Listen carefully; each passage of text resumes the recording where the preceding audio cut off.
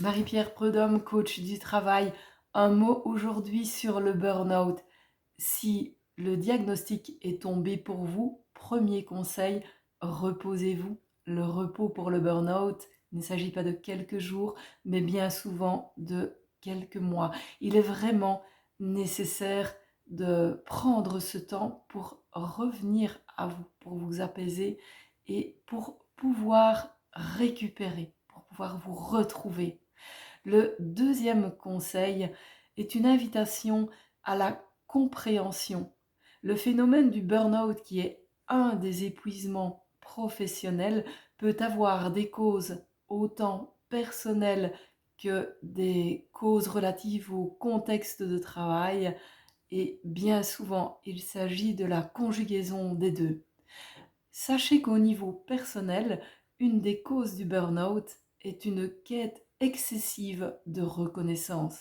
Parfois, elle peut être là parce qu'il y a eu des blessures du passé, un manque de reconnaissance dans la famille d'origine, qui fait que la personne se met en quête perpétuelle de reconnaissance sur son lieu de travail et malheureusement, il se peut qu'elle ne reçoive pas cette reconnaissance par ses pairs ou par ses supérieurs, ou qu'elle reçoive cette reconnaissance mais qu'elle ne sache pas y accorder de crédit. Alors la personne va commencer à travailler de plus en plus, suspecter des attentes de la part de ses collègues ou de ses supérieurs qui ne sont même pas formulées, et ainsi se mettre dans un engrenage où le travail devient vraiment tout à fait débordant, où il va y avoir de plus en plus de tâches à faire, où il n'y aura plus de limites.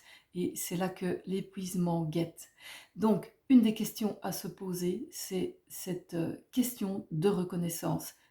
Peut-être avez-vous cette blessure de reconnaissance et peut-être n'êtes-vous jamais satisfait de votre travail. Dans ce cas, je vous conseille vivement d'entamer un travail, un accompagnement de coaching du travail qui pourra vous aider à retrouver la juste mesure et à faire la part des choses entre ce qu'on vous demande, ce qu'on ne vous demande pas et ce que vous vous donnez par rapport à votre travail. À bientôt.